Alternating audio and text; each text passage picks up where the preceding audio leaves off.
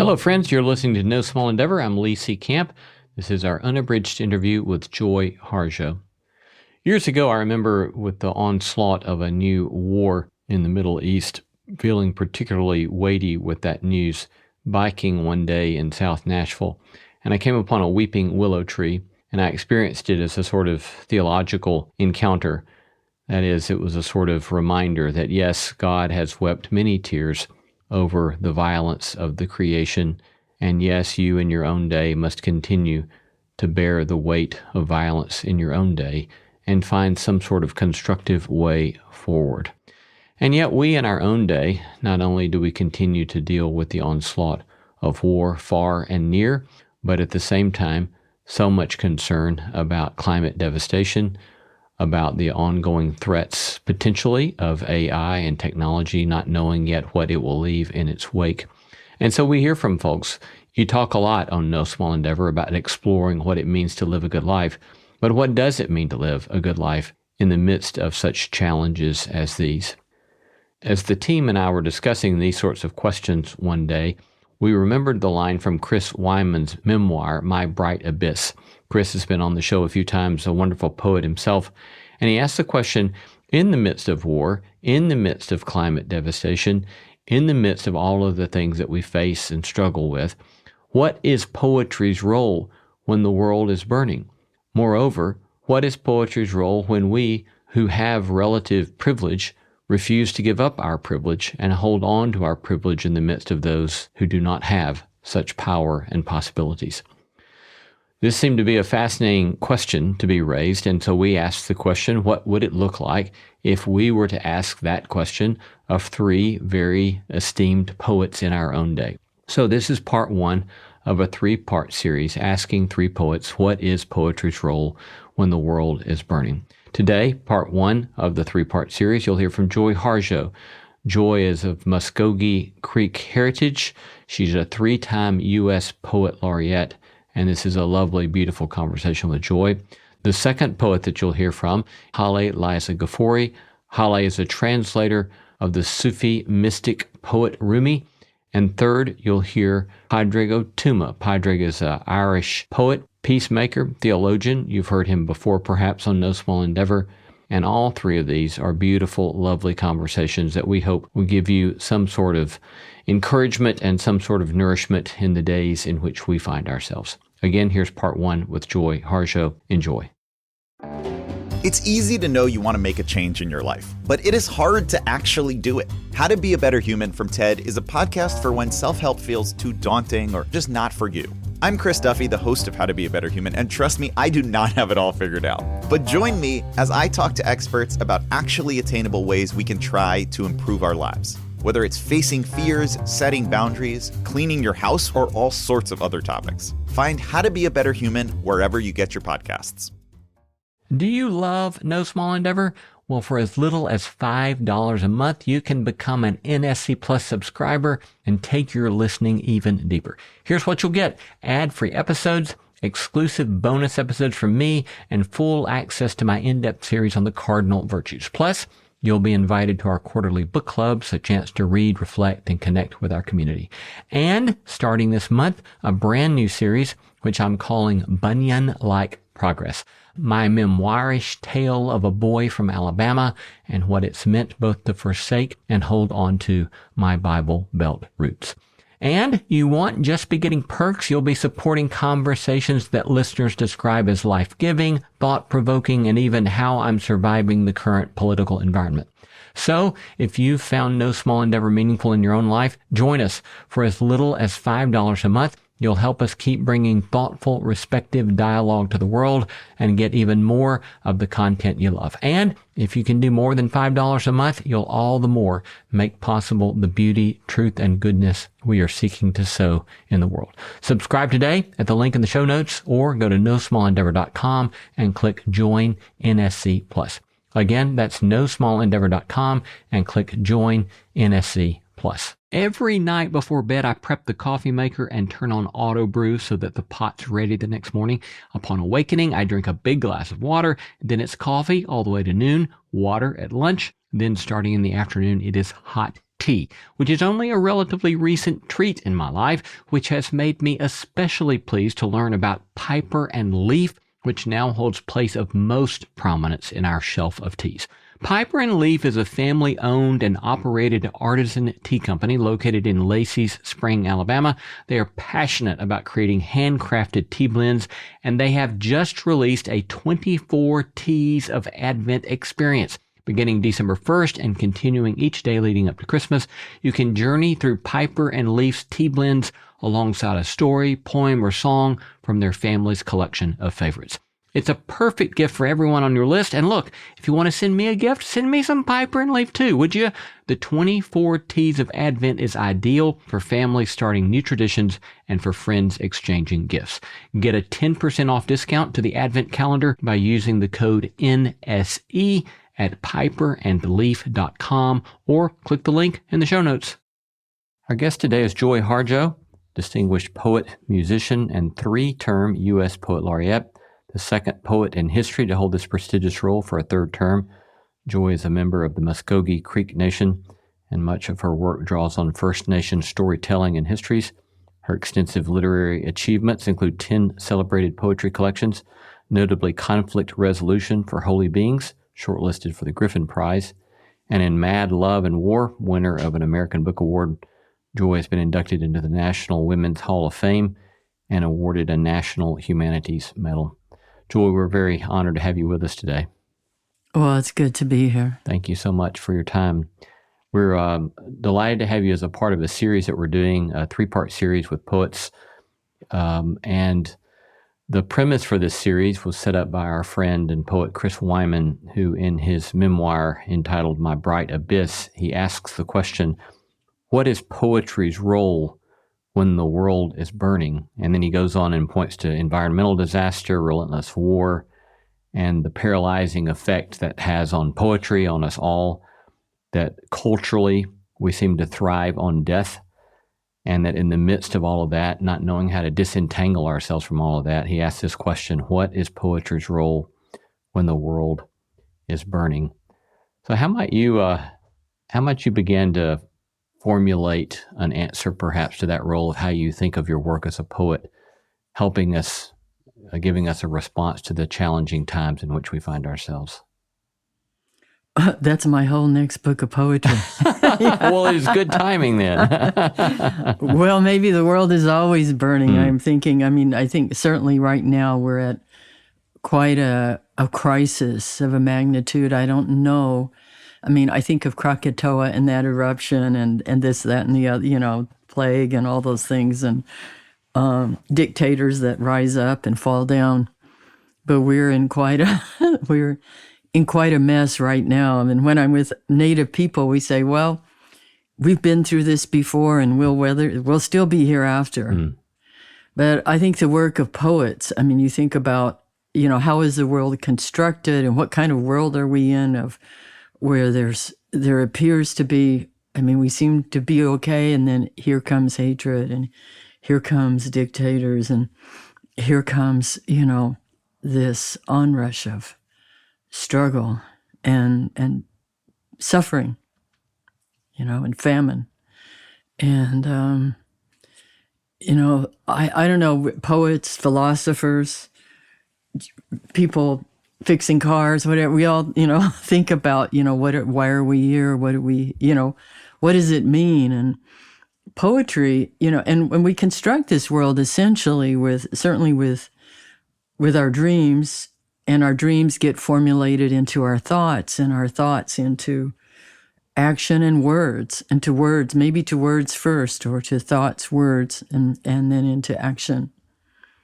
And poetry demands another kind of language. It's a language. It's not everyday language. It's language that it's ceremonial language of ritual, language that kind of not just taps you on the shoulder, but maybe taps on your heart or at the edge of your soul and says, okay, let's pay attention here. Maybe, in metaphor, a butterfly can be time, or, it shifts, it shifts us into, deeper, I don't want to say higher because that's kind of a hierarchical thing, but a deeper perceptions of connection. That's what I would think, is into deeper perceptions of connection. And so the role of poets is to we're witness, all of us are witness to history, but poets kind of bring that to a refined and tough language, to the attention, to the oral, A-U-R-A-L, to the oral attention of the people, because, it's resonance. Language is sound, it's resonance. You've spoken about how this is very personal for you. At one point you said, in a strange kind of sense, writing frees me to believe in myself, to be able to speak, to have voice, because I have to. It is my survival. What's that looked like for you, for your writing, your poetry to be your survival? I don't know. I don't know when I said that. That was probably a little ways back. Does that still resonate with you any? Yes, but it resonates more, like, I think more of, it's not my necessarily in the personal sense, but it's how I think when I first began writing, I began writing as part of Native rights movements. I had no plan to become a poet or a writer. I was into making images. I was when I started writing poetry, I was a studio art major and involved in Native rights movements. And it seemed like the shift, I didn't do it consciously and say, well, I'm going to be a poet now. I started writing out of, after hearing these eloquent speeches and responses to community people being questioned by, like Kennecott copper, companies, copper, extraction, companies of extraction who were going on to native lands in the Southwest, not far from Albuquerque in New Mexico, and the native communities would call in native students because we were getting educated just to witness or to listen or to help. And to hear those people speak and how they made connections between the land, between history and what being a human being meant to them, and how it was connected, inspired me or just took hold in me and I started writing poetry out of that impetus. So my work came about out of a need for healing. I mean, justice is part of that. Justice for anyone is, it's that becomes a kind of healing. Elsewhere I read that you said the importance of you becoming a student at the University of New Mexico had been very significant, that you began to understand how much language, putting together words, can make a difference in terms of transformation of nations, transformation of lives, and so on. What do you remember about that moment in which you began to see the power of words in that way? It was hearing Native poets for the first time. I mean, I grew up in Tulsa, and we could see the work of Native artists everywhere, and including like my aunt, whose painting is behind me, Aunt Lois Harjo, and others in the community. I mean, we were aware. We knew the artists, knew their names, but poetry was something else. The poetry at school was teachers were terrified of it. It was, they approached it, as something they had to do. And it wasn't, I think if I put myself back again as a student, in 8th grade or 6th grade, and the teacher said, okay, here are songs on paper. Let's listen to them. And then if they read them, that would have been so much more magical than saying, okay, we're going to have we have to do this. We're mandated by the state to do this section on poetry. So I'm going to labor through it and get through it as quick as I can, But to think of it as writing songs on paper would have been magical. And but we didn't read Native poets. Even in state history, we all had a required Oklahoma state history. Native history was only like the first few paragraphs, and yet it's everything here in this state. So anyway, so I began hearing Native poets. I think the first Native poet I met was Simon Ortiz from Acoma Pueblo, and what struck me was that he wrote poems that were about our lives and in the cadence of the English that we spoke in our contemporary young, Native communities. Although he was older, he was a kind of a different generation than me. But that opened the door. Leslie Silko, who I knew as she was writing her novel Ceremony when I first met her. She was living in Alaska and came to visit. And we became close and had quite a correspondence for a while. But her poetry, she was a wonderful poet as well as short story writer and novelist. But that poetry was in her novels, just like, Toni Morrison, one of the finest novelists of our time. Her novels are poetry. I mean, there's an attention to language. But and Jim Welch, Blackfoot writer, who is known for his novels, but he wrote one of the best American books of poetry called Riding the Earth Boy 40.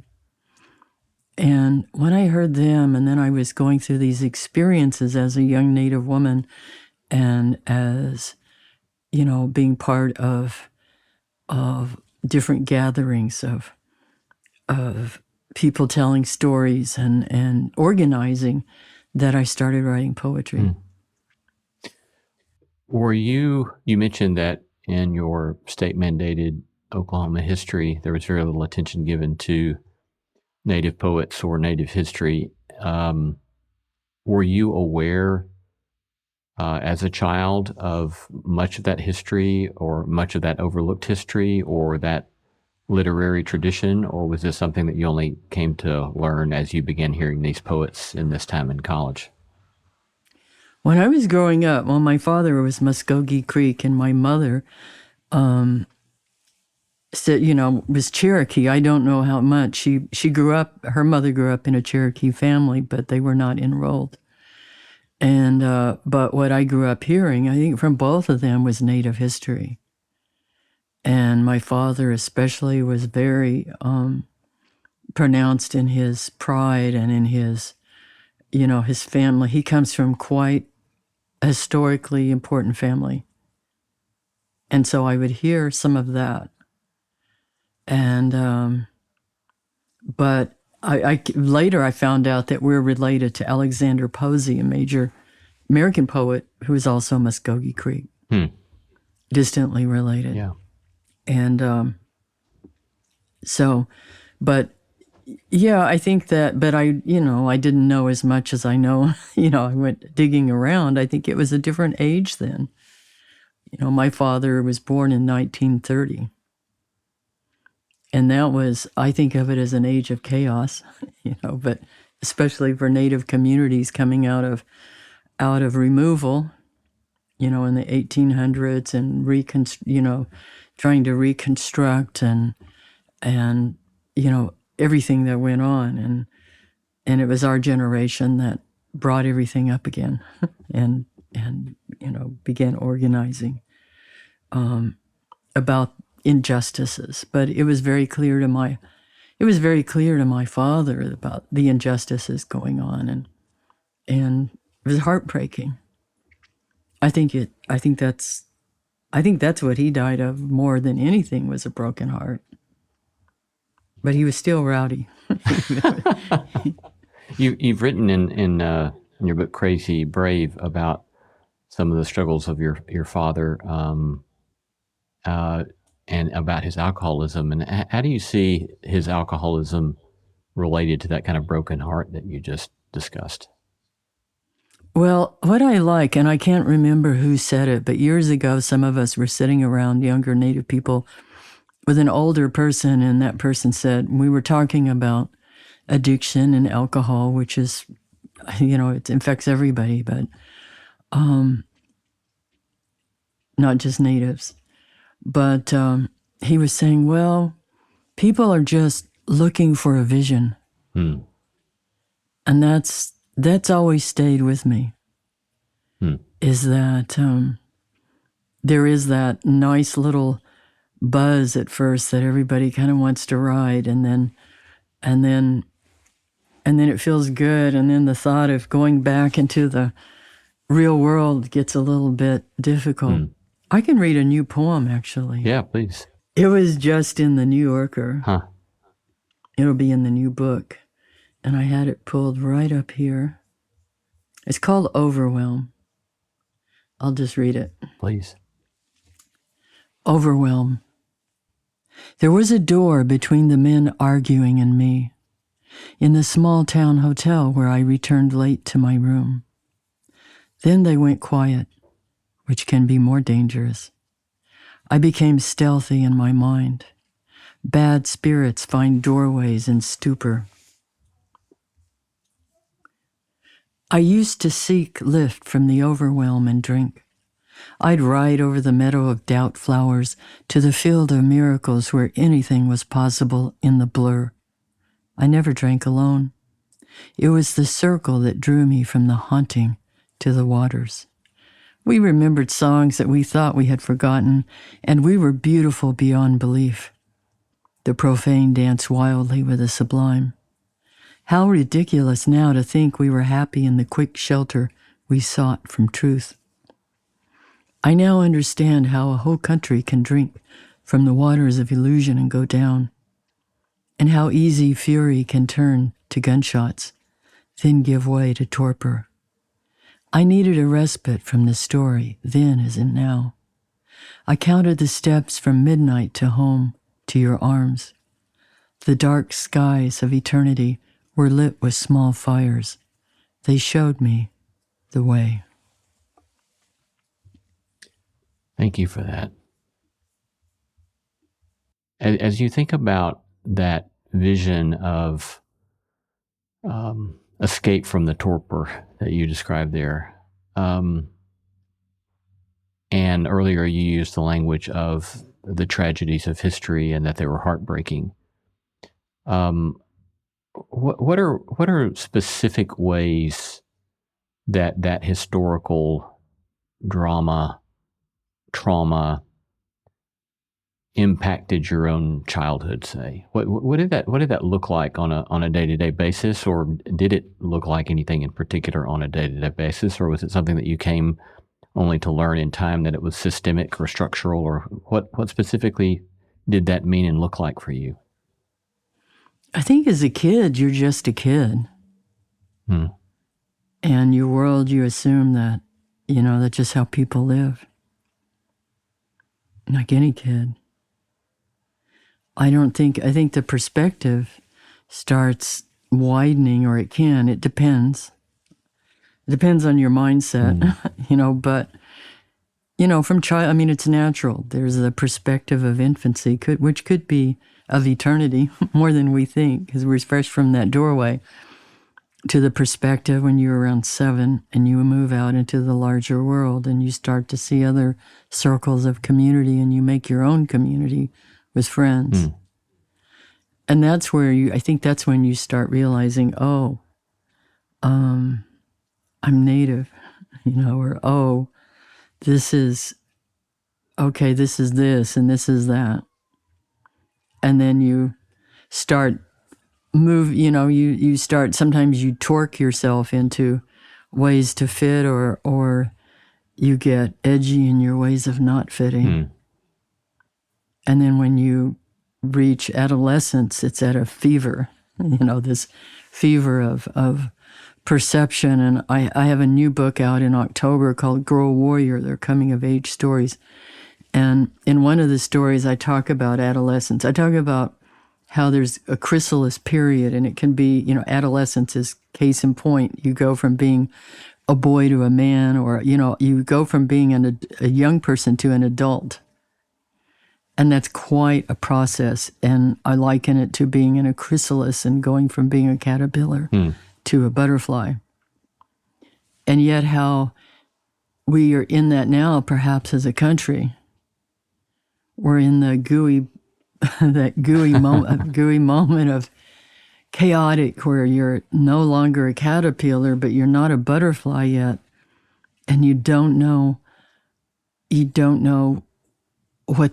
how it might happen or what's going to happen.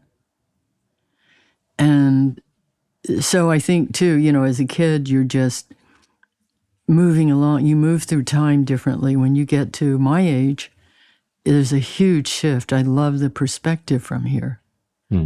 It gives me a better sense, and a sense to know that it's very difficult to walk through these days because of the terrible, the lack of. We're learning how important leadership is. That's one of the things. If you have a leader, and I've watched this within different universities. I've taught different departments, and the difference between having a leader who brings people together versus somebody who's in it for their own power or doesn't know the basics of leadership. And even in our own lives, are we the leadership in our lives? Or are we, at the, craziness because of somebody makes us feel this way and somebody makes us feel this way. So as a child growing up, certainly the history was there. There was the race riots that had happened in Tulsa. There was a lot of segregation. The world was black and white and Native. My community was mostly Native and white, but there was a little bit of overlap. Now there's all kinds of. There's Hmong community. There's huge Mexican American community. There's all kinds of communities that we didn't have when I was growing up, and they were there, but I didn't really know about the race riot. I didn't really understand how we wound up there from Georgia or Alabama. They were realities that we crossed into. And then the word was in our, in the schools, it was all, America and, white America. We didn't read black writers either. We didn't read we read mostly writers from England or from the Northeast. My idea of a poet was a old white guy declaiming in a raincoat. Even though there was Emily Dickinson, but even she was in a raincoat, in a country far away, or there were daffodils in a field, or, it had nothing to do with me or my history or how poetry comes from history and place. And then I came to love Yeats, but not through what anybody was teaching in school, in my education. My mother loved poetry, but, I came to poetry really through music, through song lyrics. And, but then I think now of, I would like to think that what was happening is the students were beginning to see that all of America, there's poets, all of us, all the cultures and the various streams of identity. We had become present in the classroom in a way that was not when I was a student in the 50s and then the early 60s. And then now it's within a few flicks of the wrist of a crazy man. It's undone by one person. By one person. He has support, obviously, but no one is minding the store, so to speak. Or, I understand that this history you learn later, perhaps. I'd be interested to hear the timeline, but I understand that you discovered that there's a complexity about your own story in that your father was raised with a lot of wealth, and maybe it was your grandfather, great-great-grandfather, who owned the Harjo Oil Company, and that your father had actually been raised in a 21-room house. But you'd only learn this later. So what was that like, that discovery like, and how did you make sense of that? Well, being Native, we've been so equated with the trauma story, or that all Natives are poor. Yeah. Or all Natives are this. Our stories are complex. Someone reminded of a story they used to call her Creek Mary, who in the 1700s, a Muskogee woman who garnered a lot of power by marrying a trader and also garnering a lot of trade and being an asset to her community by, in a way, being a kind of a diplomat, and a major force in the trade economy, which was what was primary in the Southeast at that time. But it didn't surprise me. I mean, I knew that there had been oil money, but it didn't make it that. There's a story, and I've been collecting research on that about, we've heard, of course, in a very big way culturally about the Osage and their story. But we have, the Muskogee people have a story too. Same thing with the oil companies going in. I think there's a film coming out about a woman who was one of the wealthiest women in the country. Muskogee woman, or Muskogee and black. And what happened to that money and what they did to her.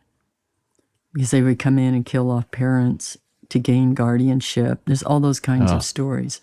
So that my grandparents survived that. I mean, my great-grandfather became quite he was principal chief, an interim principal chief, but he was very respected for his, what I get is a kind of humbleness in his take and his studiedness on what was going on in our community, say in the 20s and the early 1900s, and was quite a respected person. And, but yeah, he had the first car, and I just found out recently he had our Harjo Oil Company. And I wonder what happened to that. And other family members were sharecroppers, on my mother's side. It's, I had my grandmother who was a painter, also played saxophone in Indian Territory. I always say, put that in your images of Native people. I mean, we run the gamut. There's, in terms of experience, it's different. Our story as Muskogee people as a whole is very different than, say, the Lakota and Pine Ridge, which, gets presented as the primary story of Native people. But we're not all Plains people. Our music, our culture is different. Like Pacific Northwest people, very different. You're dealing with water. Other ways of, getting food, a lot of salmon, et cetera. I mean, that all makes a difference for any community, not just anthropological studies of natives, but it works the same for, Jewish New York City, what you eat, how you get, how you bring food to the table. Yeah. That's culture. It has been so delightful to see more and more listeners like you sign up for NSC Plus. Our growing community is made up of intelligent and thoughtful people looking for a holistic approach to human flourishing. Signing up for NSC Plus is also a way to support the show and the work we're doing, and in fact, we depend upon that kind of support. But in addition to supporting the show, you'll get exclusive access to bonus content, and the No Small Endeavor you've come to love will be completely ad-free. In fact, you won't even hear ads like this one. So go to nosmallendeavor.com and click Join NSC Plus to become a member of our community today. Join for as little as $5 a month. Again, go to nosmallendeavor.com, click on that red button that says Join NSC Plus to become a member today. I love the autumn. I just spent a weekend with a friend cutting and splitting firewood for the winter. With the days getting shorter, the summer chores fewer, and the fall colors on their way, everything seems to be slowing down. Just delightful. And then in the midst of all those creature comforts are yet another, our new bowl and branch signature sheets. Yes, those bowl and branch signature sheets are buttery soft, breathable to sleep in, and made with the highest quality 100% organic cotton in durable designs and come with a 30-night worry-free guarantee. We are indeed having no worries and a great deal of delight with our new Bowl and Branch sheets. So start building your sanctuary of comfort this fall with Bowl and Branch. For a limited time, get 20% off your first set of sheets plus free shipping at bowlandbranch.com/NSE. That's Bowl and Branch, BOLLAND, branch.com/NSE to save 20% and unlock free shipping. Exclusions apply. I'm always looking for ways to show my cat how much I love her. And with Fancy Feast Gems, I can pamper her whenever I want with a savory gravy on top of a gourmet mousse pâté. The pyramid shape makes serving simple, so all I have to do is peel and plate to make mealtime feel extra fancy. And with 2 entrees in every pack, it's easy to turn every day into the extraordinary. Fancy Feast Gems.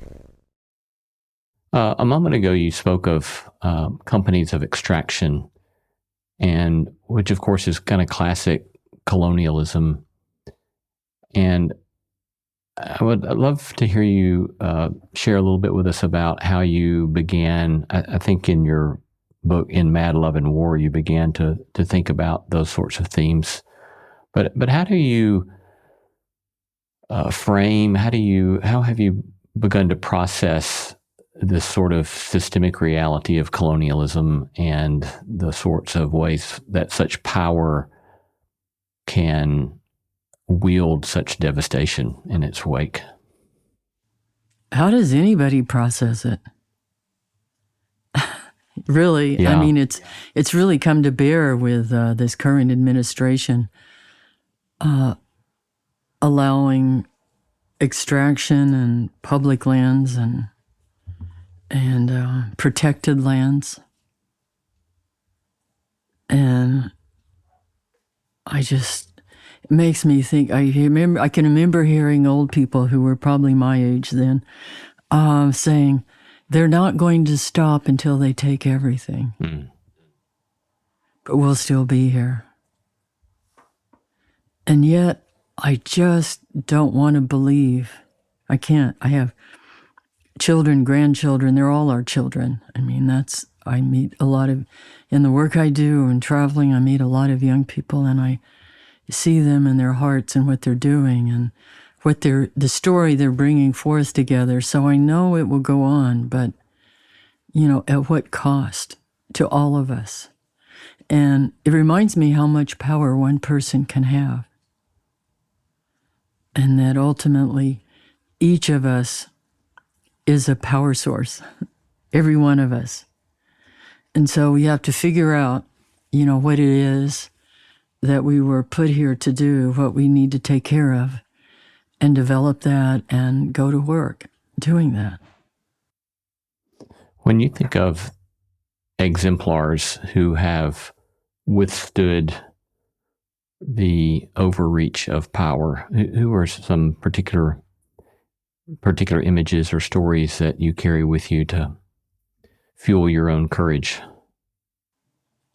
Yeah, stories of courage. I think it's everyday people. I mean, certainly I've always liked the story of Gandhi, but then I've always had everybody's a human being, and what always comes to mind now is once I heard the story of him sleeping with nubile young women, I guess to test him, that always rings a little funny, but people are people. I mean, it also makes a story. There would be no story without challenges. Be no story without conflict. You just have maybe a skin with no bones or heart, So, just watching ordinary people. I still remember her, and I don't remember her name, but this young Navajo woman when I was a student.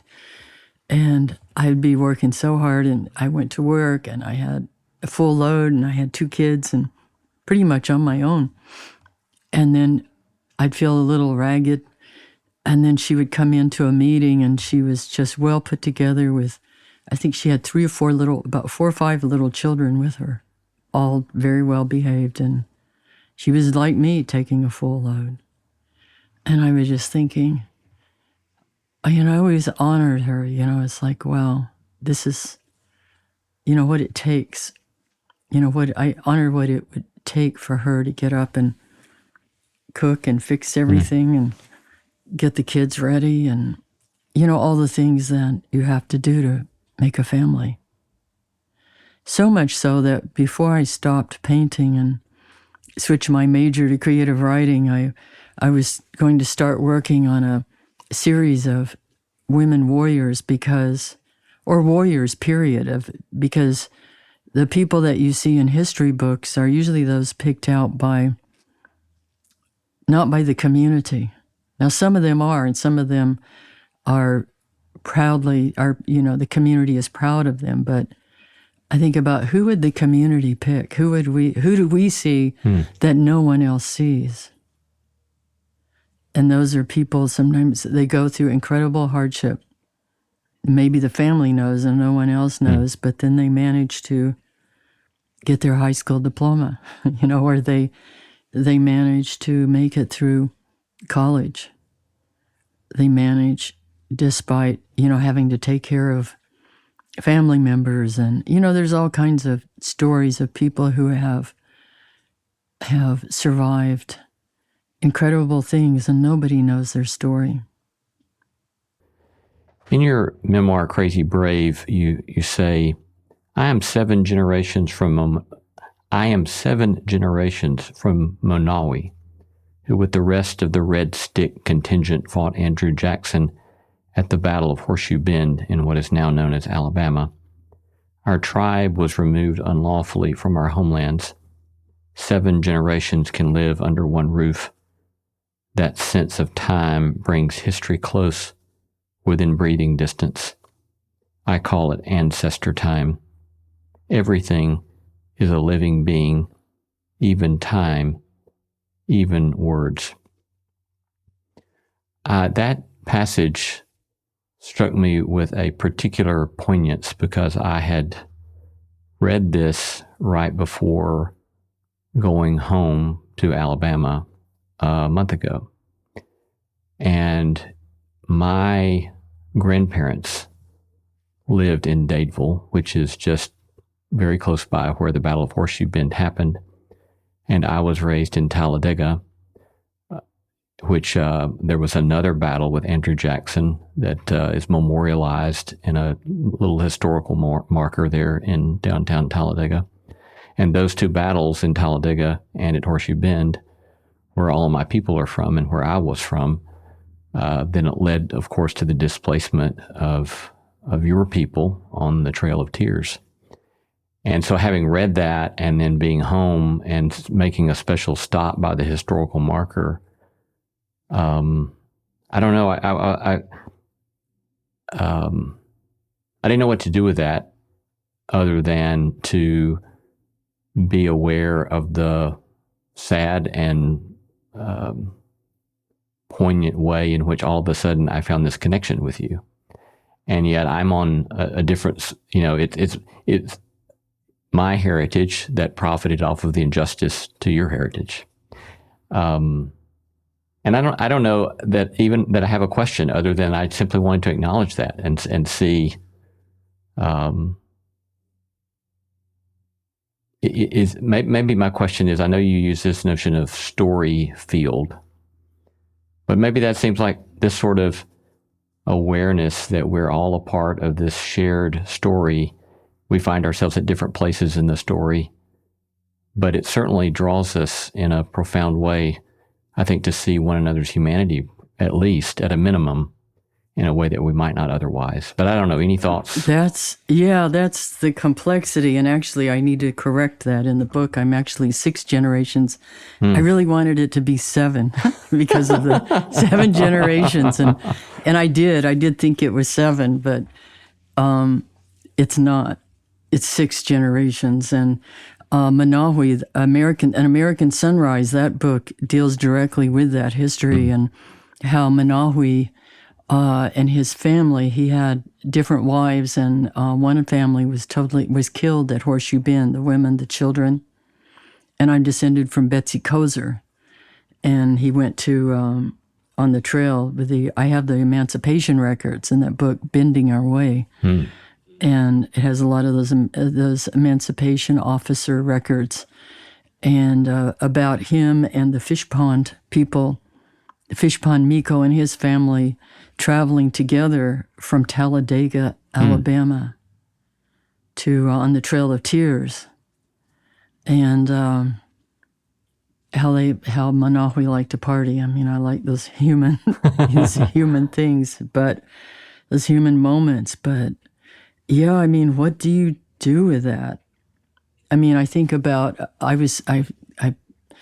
downloaded a biography of Andrew Jackson because I'm trying to figure something out, and trying to understand the history and to understand why.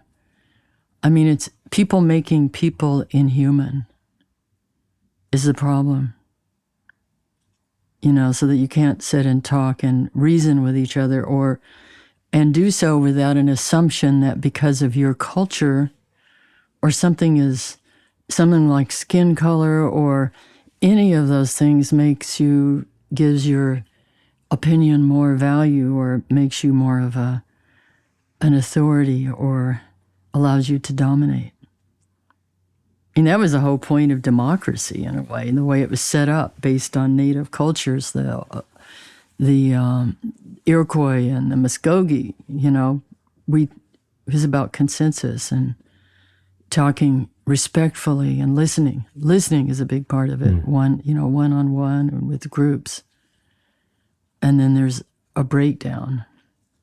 I think guns enter into it in a big way. Gun power. Authority, assumption of authority based on religion, which has been a major destructor in this whole in the world, in terms of forcing your way onto other people, and so on. So I think about it. I think about the contradictions. The contradictions even of how we wind up here, you and me, or how when I had a position at University of Tennessee, Knoxville, and my husband and I went all over that part of the world. We found houses that some of our family members had lived in. And I remember going to what they said was Sequoia's cabin, the birthplace, not far from Knoxville, and going in there and discovered that Sequoia fought with Andrew Jackson at the Battle of Horseshoe Bend. He fought against Muskogee Creek people. A lot of and it was, I think about what was going on then, and just people trying to survive, seeing the onslaught, not knowing, and other people, settlers coming in, many of them just trying to have a little piece of land or a home from a place where they had nothing, or there was no chance of them at all. They were starving or no chance to have anything. And it's complex. But then I think the simplicity is that, you look at it, you don't go in, and it would be like somebody in a spaceship coming in and saying, okay, you guys, we're going to tear down your churches or your places, and you've got to live like us. And marching your kids into their schools and trying to make them like them. I mean, it's all, and yet here we are as two people, and that's important. And I think that's going back to the original question, is where poetry comes in. To be able to sing together or to come to an understanding in a way that's beyond the small human mind. You mentioned religion and the role of religion, and certainly the destruction of the imposition of religion. What was your conception, experience of religion or God or faith as a child, and how has that developed or changed? Oh man, I don't want to get in trouble talking about religion. Yeah. Because I already have made enemies because of a few things I've said, like saying that it's been a major cause of conflict and wars all over the world. If I go back to my earliest consciousness, and I can remember even being an infant, and even before, but to the earliest consciousness, I was in awe of, for me, creation was being an incredible awe. And I found that outside, and I found it with the trees, and I found it usually not where human beings were, but I would see it in acts of kindness and acts of, I think, deeply spiritually aware as a child. And I think maybe most children are. And then they're drummed in, they get these ideas, or they learn things. And I think it was around, by the time you go to school, you're being perhaps mined in a way, going back to extraction economy or extraction. You're being mined, or your energy, or we start to lose track. I mean, little children are very creative. They don't judge. They're not, by nature, they don't judge. But they do what they repeat what they see.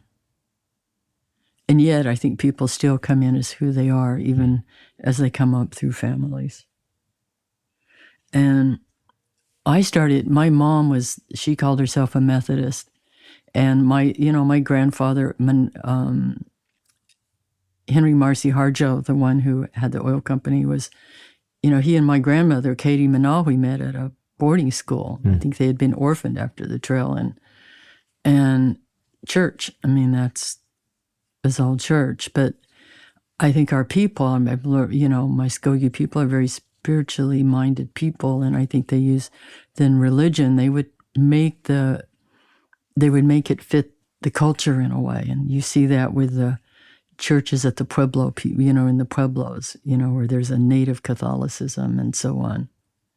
And that's sort of what Muskogee people did, in the way that some of the Muskogee churches, where they arranged them somewhat like the ceremonial ground. But it does. I think it's something, it was in conflict resolution for holy beings, something about that. What is it? We were a raccoon deer, and they said Christianity would divide the people, and it did. But then we gave Jesus a Muskogee name. Something, I write it poetically in there, because, and then I address it too, and I don't want to read that poem, but, and so it's difficult to talk about. I got involved in an evangelical church because they were coming to the school and putting up, right before summer, notices about Vacation Bible School, and they had candy attached to it. So, of course, I was hooked, and went. And I love the stories, and I love the innate spirituality of it. I did. But what I had a very hard time with, and what eventually made me leave, was that this is the only way. And I thought, that doesn't make sense. I wasn't about to talk to anybody. I didn't talk to anybody. But, this is the only way. And there was a lot of racism. There were people who wouldn't talk to me. I'm light-skinned, but there were people, because I was a Native, would not sit with me, would not talk to me. But there were other people who were wonderful and treated me like a relative. And I just went there because it became a kind of refuge. And again, the spirituality beneath all of the, the judgment and the racism, the racism that was there. So I left that, but, it's, really I'd like to think of, it's about, for me, my understanding, it's about this incredible love beyond belief, and then we humans get that, and we don't believe it, or we make stories, we're who we are. We get in here and make stories and get ourselves into a lot of trouble. You said that in many cases you experience this awe and are moved by kindness, awe at the creation or in nature, or moved by kindness. And I'm just wondering, do you have any particular, what particular pictures come to mind of vision of nature or acts of kindness that especially move you in that way? Man, let's see. I'd have to think about that. Yeah. I know I've had mentors. I guess this is the way I could approach it, is that I've had many mentors I've had incredible mentors in poetry and healing arts and in just family. And I think for somebody to give of themselves, even teachers, I see that a lot in teachers. And I experienced it with teachers like in 6th grade, where she didn't have to say anything. I would come into the classroom and she could be pretty, I liked the way she ran the classroom because she didn't put up with anything. She didn't put up with crap. And some teachers would put up with all kinds of stuff and waste everybody's time. But I liked the way she just held the discipline in that classroom, and we learned. And I would come in, and I was going through some rough stuff, and she could see that.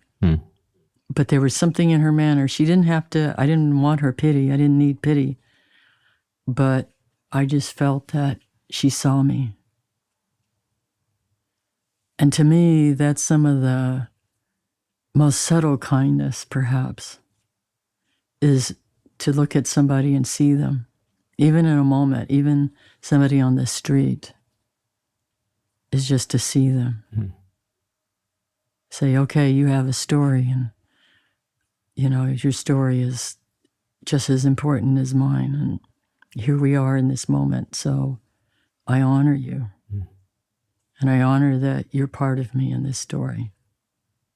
And then walking, and I've had people, do that with me, people I don't know, people when I've been in situations where I thought I couldn't get by, and just a moment. I remember the writer Meredith LeSueur.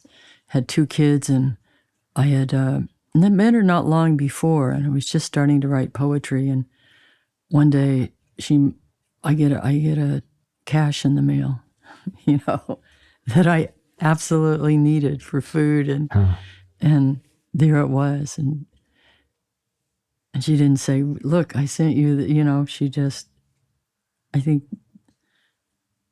that's part of it. It's just reaching out and to people, not necessarily people that you know. You don't have to know people. And I like watching it in children, innately in children. I've seen it in animals too. How have you seen it in animals? I don't know. I say that. Maybe I've watched too many videos. Reels. I always like that Reels video where that swan is feeding the fish. I don't know if you've seen that. No, I haven't. Yeah, it's cool. Yeah. I love those kinds of things.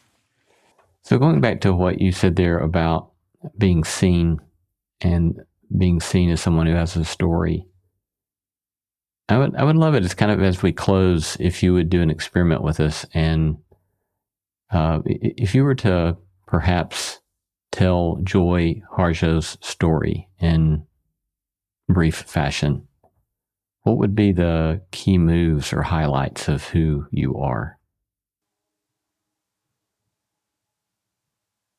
Oh, man. I would think of myself, I would say that she was I actually wrote something. I said that my mother was the sun and I was the moon. I just wrote that in something, and I was observant and fierce and dark, dark in my countenance. And then it took a lot of trials and dealing with dragons and struggles, and then at some point there's a blooming with words, words and music, and they start to bloom and they start, and that plant makes friends with plants and all over the world, something like that. That's not very good. Well, I think that it's quite lovely, and I would say we're grateful for the way in which you have blossomed and bloomed with words, and the way in which you have sought to bear witness to history and bear witness to peace and bear witness to reconciliation. And I have one story actually about a plant. Please. We think of animals, but it's a story in my book, Girl Warrior. And somebody gave me an African violet plant. I never had one, but it bloomed and bloomed and bloomed, and you have to water it a certain way. And I left, but that plant and I had a nice relationship, and I had to leave, and I left instructions for watering, but I didn't for that plant. They watered it, and by the time I got back, the roots had started rotting. And I tried to make the plant come back, and it tried, but it always gave me flowers. It bloomed constantly. And so I told it, I said, I really miss your flowers. And right before it died, it gave me one flower. And I think, okay, I know it heard me. I had that relationship, and life is in all things.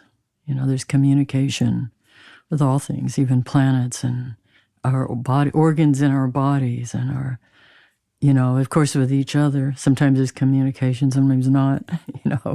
There's resonances, but that's a story. I think of, that plant hardly had anything left, but it used some of its last energy to give me a flower. Yeah.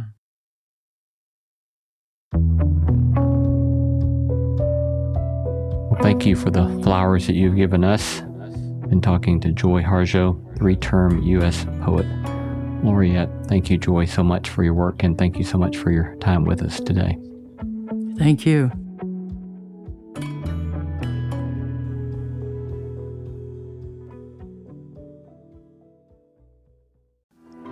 Why do we do what we do? What makes life meaningful? My name is Elise Lunan, and I'm the author of On Our Best Behavior and the host of the podcast, Pulling the Thread. On Pulling the Thread, I explore life's big questions with thought leaders who help us better understand ourselves, others, and the world around us. I hope these conversations bring you moments of resonance, hope, and growth. Listen to Pulling the Thread from Lemonada Media wherever you get your podcasts. This episode is brought to you by Indeed. When your computer breaks, you don't wait for it to magically start working again. You fix the problem. So why wait to hire the people your company desperately needs? Use Indeed's sponsored jobs to hire top talent fast. And even better, you only pay for results. There's no need to wait. Speed up your hiring with a $75 sponsored job credit at Indeed.com/podcast. Terms and conditions apply. Dripping in gold? That's cool. Dripping in Velveeta's supremely creamy golden cheesiness? That's respect. Elevate your drip with Velveeta's range of outrageously delicious dips and dishes. Shells, cheese, melty blocks, and heat and eat queso that go all in on indulgence. Flex on your fam with a creamy, cheesy masterpiece and go all in on what you love with Velveeta. Respect the drip and satisfy your cravings. Bring home the drip with Velveeta.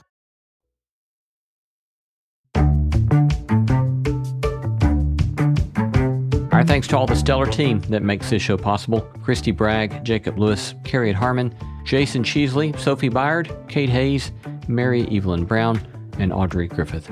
Our theme song was composed by Tim Lauer. Thanks for listening, and let's keep exploring what it means to live a good life together. No Small Endeavor is a production of PRX, Tokens Media, LLC, and Great Feeling Studio.